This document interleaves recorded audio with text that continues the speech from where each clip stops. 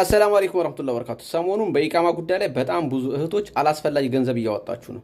አንድ የኢቃማ የጠፋባችሁ ሰዎች የኢቃማ ብሪንት ለመሳብ ብቻ 500 ሪያል እየተከፈሉ ነው ያሉት በስግብግብ ደላሎች ማለት ነው። የኛው አበሾች ናቸው እንደሚያደርጉት።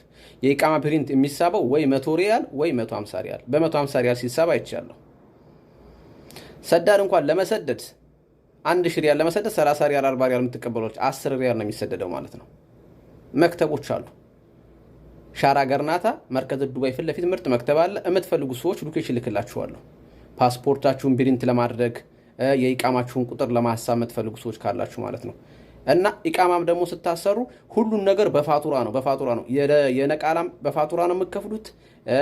የራሱምም ደግሞ የነበረባችሁንም በፋቱራ ነው የምትከፍሉት።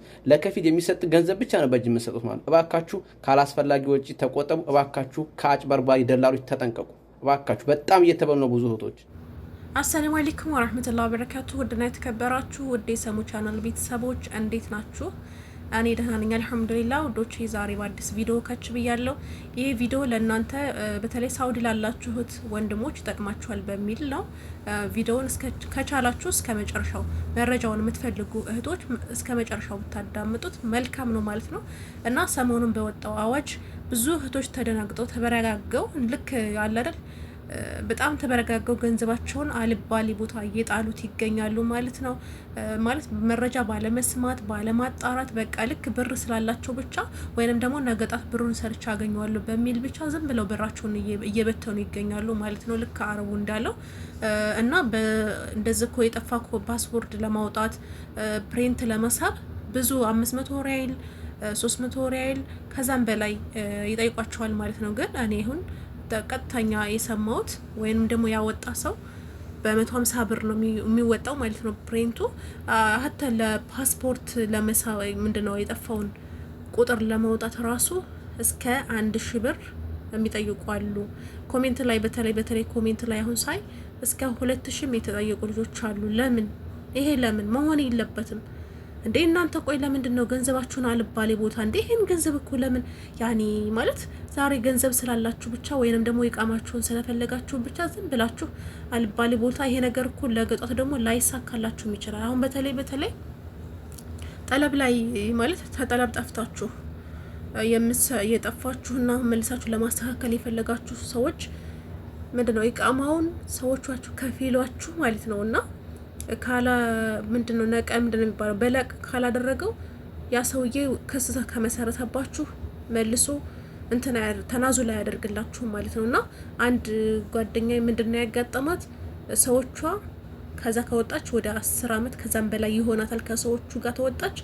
እነዚህ ያሉበት ይሄ ቀራር ሲወርድ ደግሞ እነዚህ ያሉበት የምትሰራባቸው ሰዎች ለማሰራት እናሰራለሽ ኢቃማሽንና አንቺ ቁጥር ይላታል። ቁጥሩን ትደውልላቸዋለች ሰዎቹ እንዲደውልላቸው ለበፊቶቹ ማለት ነው ጠለብ ላመጧት ሰዎች እንዲደውልላት ታደርጋለች ማለት ነውና ልክ ደውለው ሲያናግሩት እንደውም ልጅቷን እፈልጋለሁ እዛው ያዙልኝና ያለችበት መጥቼ ወስዳታለሁ ፈልጋታለሁ የሚስቴን ወርቅ ጠገም ወርቅ ሙሉ ወርቅ ይዛ ሄዳለች ልብስ ሰርቃናለች በሚል እንደውም ድንጋጤ ለሰዎቹ ክስ አቀረበ ማለት ነውና አረቦች ደግሞ ምን ቢወዷችሁ እዛ ሀገር ታውቃላችሁ ህጉ ጠብቅ ያለ ነው እና ህግ ጠብቅ ያለ ስለሆነ ይችል ልጅ አሁን ሰውየው ቢከሳቸው ሰዎቹን በደወሉበት ቁጥር ያገኛቸዋል። ለምን እንዴት ህግ ወጥ ታሰራላችሁ በሚል ሊያዙም ሰዎችም ሊያዙ ስለሚችሉ አሁን ደግሞ ስንት አመት ሰርታባቸው ተከየሉ። ከዛ ተጠለብ ተወጣ ጀምራ አሁን እነሱ ጋር ነው የምትሰራው።